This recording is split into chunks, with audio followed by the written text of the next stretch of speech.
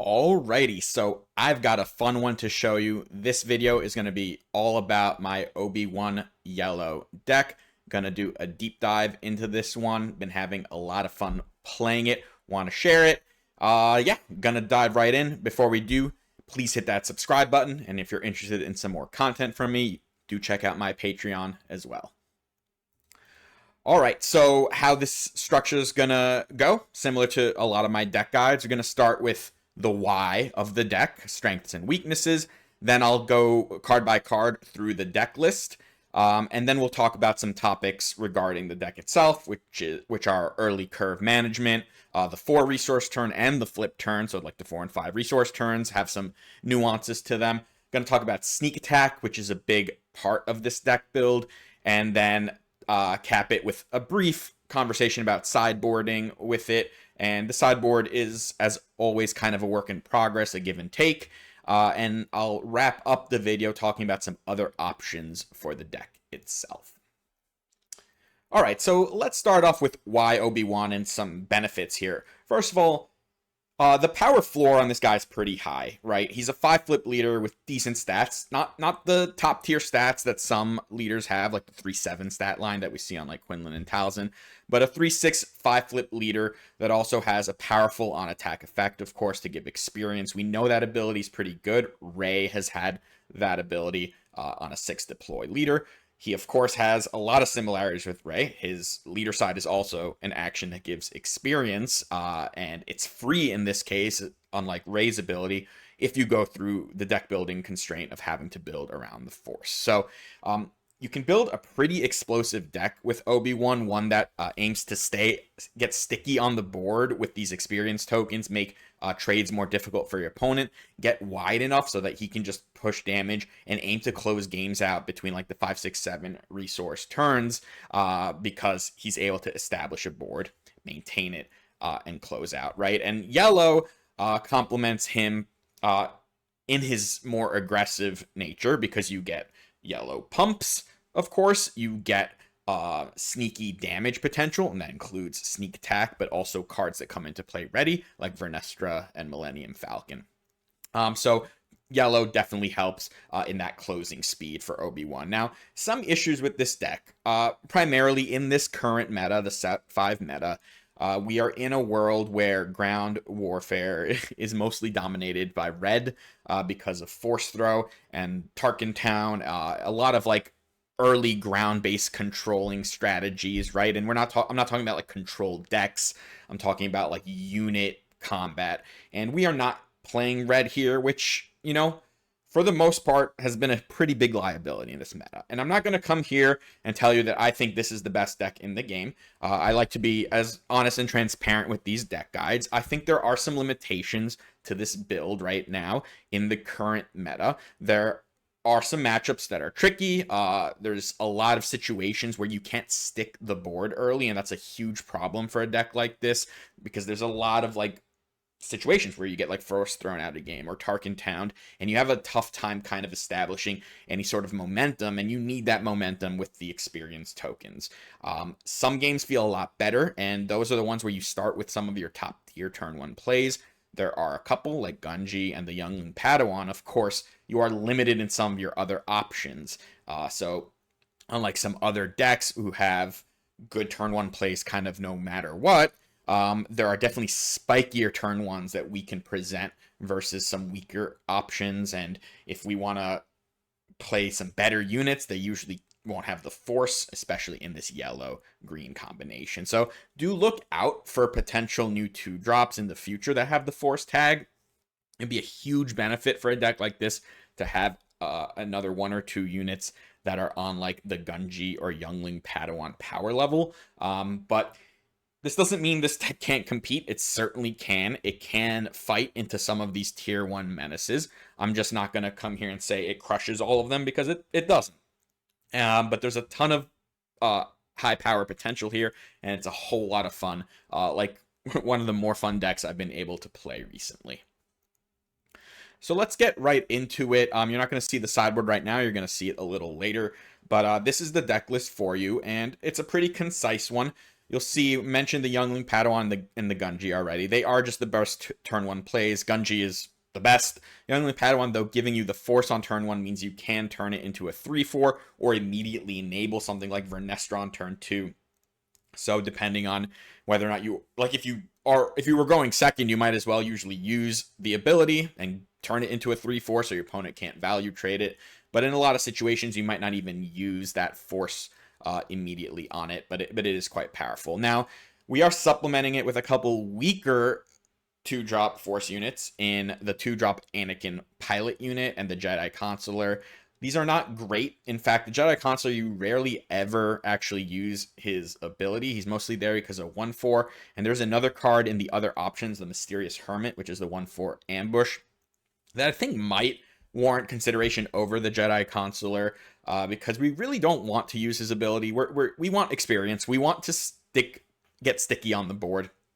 The Anakin is it's basically a vanilla 2/3. We have a Falcon in the deck, so sometimes you can throw that Anakin on it, but mostly it's just a 2/3. You see 2 copies of the L3. It's just one of the best 2-drops in the game right now. It gives us a little smuggle potential, even though it itself is not a Force unit later in the game. And like on the 4 resource turn, we sometimes want to go 2-drop. And it having a shield means we can still throw experience on it with Obi-Wan. And it can get quite powerful. So a 3/3 shielded unit is quite good. So I like the card. I think you could possibly even play 3. And yeah, just having extra smuggle in the deck in addition to the Hotshot Blaster is nice. You'll also see the 1-drop Anakin, and this little kid, he does quite well in this deck. I know it looks a little suspicious as to why I would include a card like this. Now, it's not meant to be played on turn 1, although in a bind you certainly can, and he can carry like a blaster or something. But mostly he's there to curve fill on like the 4 resource turn, where you can go a 3 plus a 1, or even on the 5 resource turn where you can try to go wide. Similar to L3, he's a shielded unit, so once you throw an experience on it, it does become much more of a real threat. And it can present a difficult to remove threat, and when you're trying to close out a game, having a hidden shielded unit means, well, you're potentially representing 4 damage with a surprise strike out of nowhere with this unit.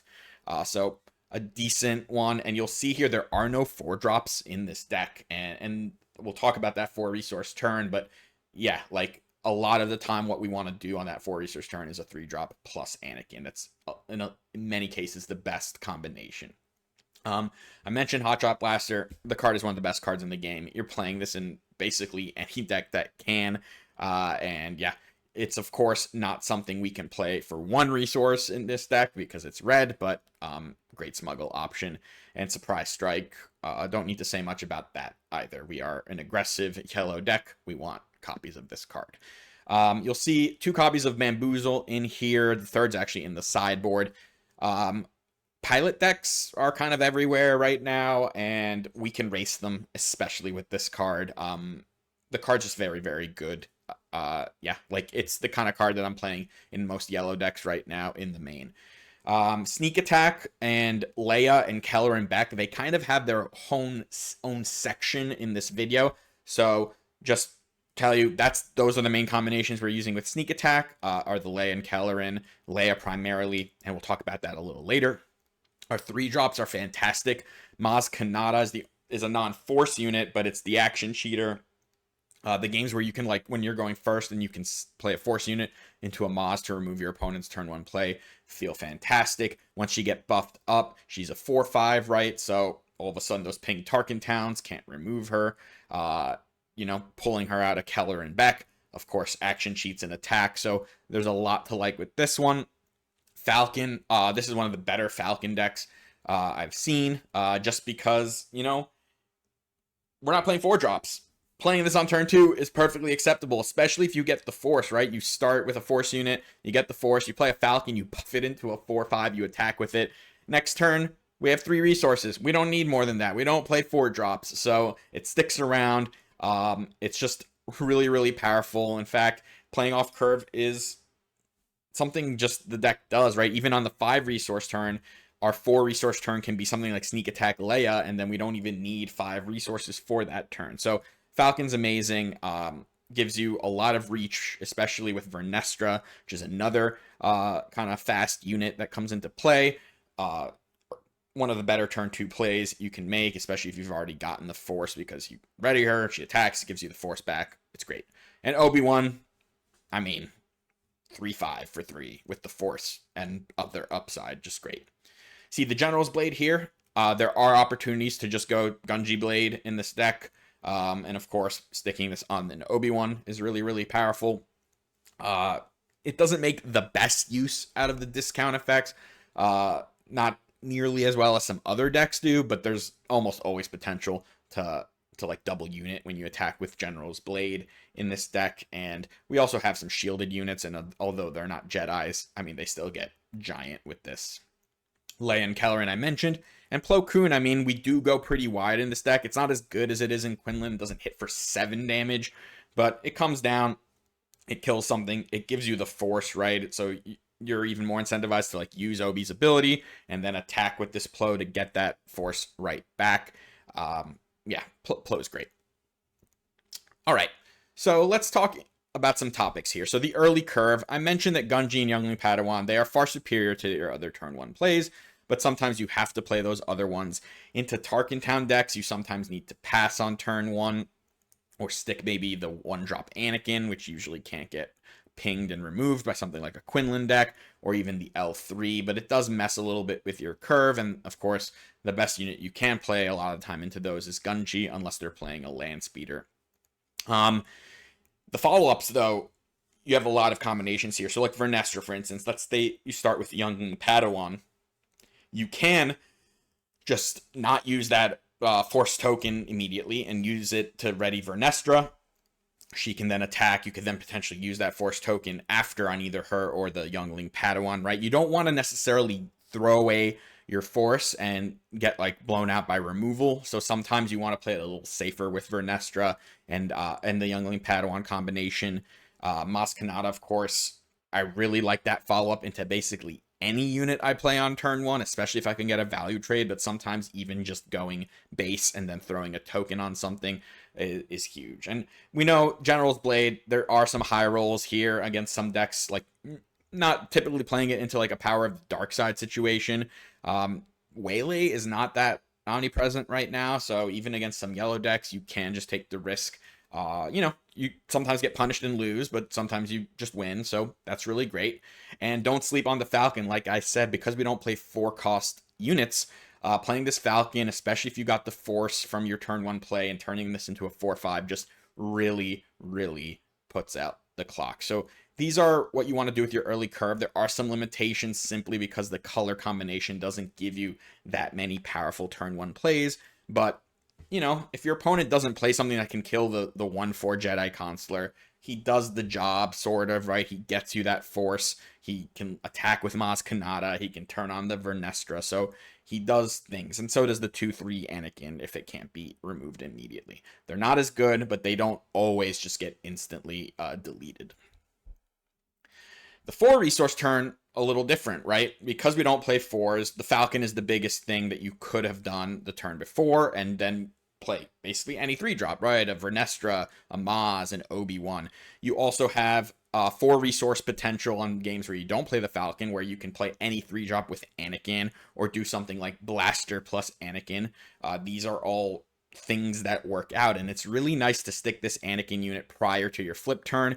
It gives you more actions, right? So action churning is really nice. It makes your opponent react first, and then you can do some of your really explosive plays that involve sneak attack once you know the coast is clear and your opponent can't like immediately remove something like a Leia if you go for it. And Anakin gives you those actions, right? You can put experience on it, which is pretty risk-free. It can then attack, and you've only spent 1 resource, and you've actually spent 0 resources, and you've already taken 2 actions. If you can then like flip your Obi, right? There's a lot of things you can do leading up to that 5-resource on that 5-resource turn, which I'll talk about in a moment. But those are things Anakin helps set up on that flip turn, and it's why you want to try to stick it on the 4-resource turn many times. And, I already kind of got ahead of myself talking about flipping Obi. So, yeah, like this flip turn, you want to be able to churn some actions. And that's where Anakin helps, and having a board helps, shielded units, things that you can do before you have to commit resources, because the most explosive thing we can do is a sneak attack Leia on this turn. Now, the way this interaction works, in case you're not familiar with it, it does put Leia into play ready.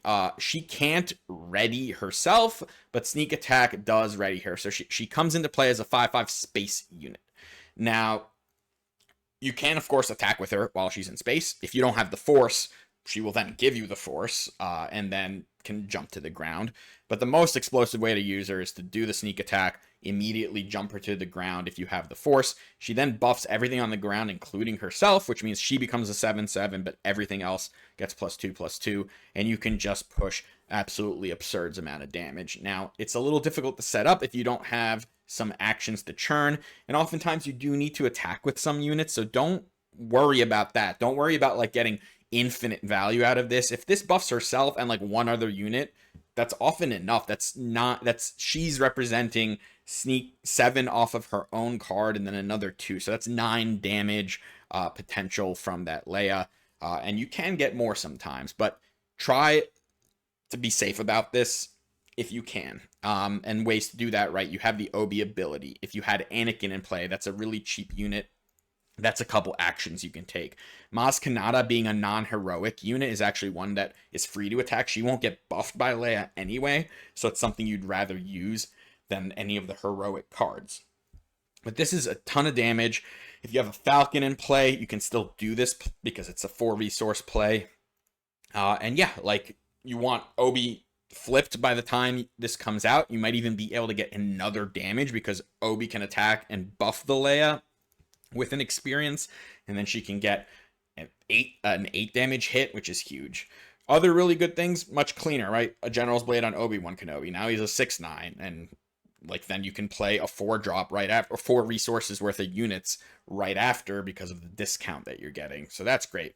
You have Plo Koon. Sometimes that's the first action you do, and you're just going to plan on going more explosive on the 6-resource turn. So Plo, tons of potential here. And yeah, you can mix and match. There's a lot of different things you can do, but you need to be thinking about these options and like prioritizing, of course, the most explosive plays that are lining up in the game for you. All right, so sneak attack I mentioned. So I explained the sneak attack Leia interaction, right? Sneak attack works with a bunch of other units too, right? Like, just because they're not always like hugely explosive, right? You can sneak a Maz Kanata in. That's a 2-resource play that immediately pushes damage and puts another readied unit into play. Gives you something else to buff with experience with Obi-Wan, right? It's not that you have to only use this with Leia and Kelleran, but those are the biggest plays. And now let's talk about the Kelleran here. So this is a 6-resource potential, and it puts a 7/7 into play. And Kelleran in this deck does some really crazy things because, first of all, he can go fetch Maz Kanata and attack with himself, which is 9 damage from your hand. There's not a lot of things that can do 9 damage from hand, and Kelleran can do that. That is like games that you have no business winning. You can win with this combination simply because if your opponent doesn't have a Sentinel, there's no time to interact with this 9 damage from hand. Kelleran, Maz Kanata, boom, you're dead, right? He can also fetch readied units. There are 6 of them, right? We have 3 Vernestras and 3 Falcons. That's the potential for 6 readied units to come out of this Kelleran on the 6-resource turn. Of course, you can play him for 7 and he can go get readied unit also. But that is for the games where we're going a little later and we just need that final burst. Kelleran, especially if he's presenting a lethal threat on his own, can do a lot of work. So that's why we're just including him. I think I need a little more like ways to just win games out of nowhere, and he does this better than most, just because, yeah, I mean, the first time you do that 9 damage hit, you're going to see how crazy that can be, because, yeah, that has not been a combination that really has existed very much in this game. All right.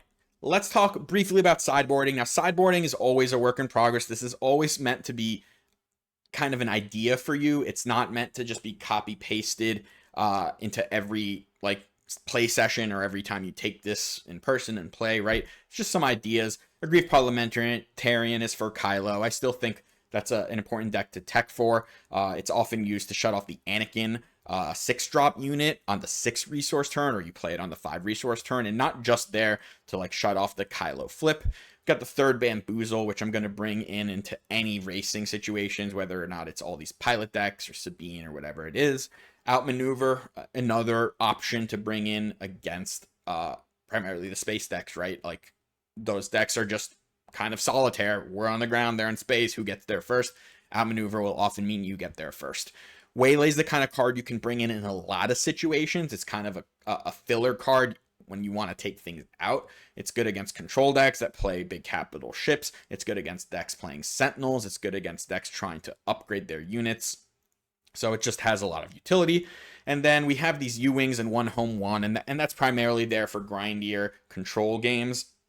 This deck's not actually too bad into control because it has all these ready units, right? The Falcons, the Vernestras. It pushes a lot of damage that way. Has a little bit of smuggle, not a ton. We have the L3s and the Hot Shot Blasters. You can include some discards. I'm going to talk about that in a little bit. But U-Wing, right? U-Wing can bring Falcon, Vernestra, and Anakin, right? 3 units, 2 of them are ready. There's a lot of potential there. And home 1, especially late in the game where it can buy back something like a Kelleran. If you end up getting to like a really grindy situation, then it just gives you a little more robustness in that top end. All right, so briefly on other options, right? I mentioned discard. You can include something like Jam or Spark of Rebellion if you're interested in that. Burden to Masters is a really interesting card in this deck, right? Because I mentioned how we don't really have 4 resource. We don't have any 4 drops, right? So Burden to Masters, you can do a 1+3. As long as a Force unit, you have one in your discard pile, you can basically just play a 3-drop with 2 extra experience tokens. Now, because it does cost you 2 cards from hand, it makes you a little more susceptible to discard, especially Force Throw. But the card itself is pretty powerful because 1 cost to give 2 experience is a powerful play. Mysterious Hermit, I mentioned earlier as a potential option instead of the Jedi Consular. Trust Your Instincts. I'll mention this similar to some of the other cards.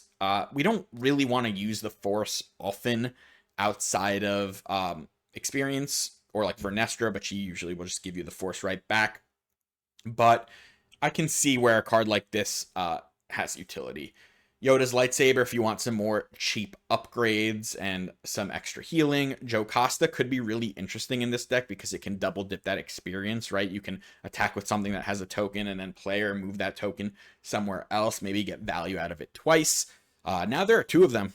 With Kelleran can be really powerful. I'd probably want to include some other targets before I play this. Like right now, I don't think it's really worth it, but if you look down there with like Depa, Qui-Gon, even Yoda, if you're going to include some of those things, then maybe.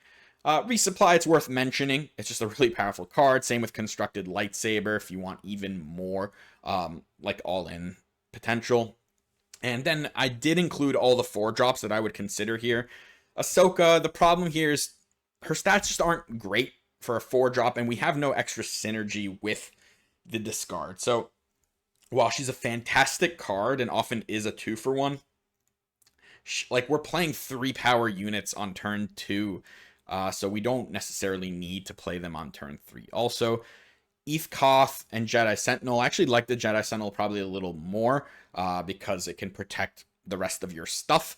There is a little bit of non-synergy where after you use the Force to give an experience, you lose the Sentinel, so doesn't always work smoothly. Eth Koth, there's nothing really we're trying to ramp to. If we play this on 4, we might ramp to 6, but we don't play 6s, at least not yet.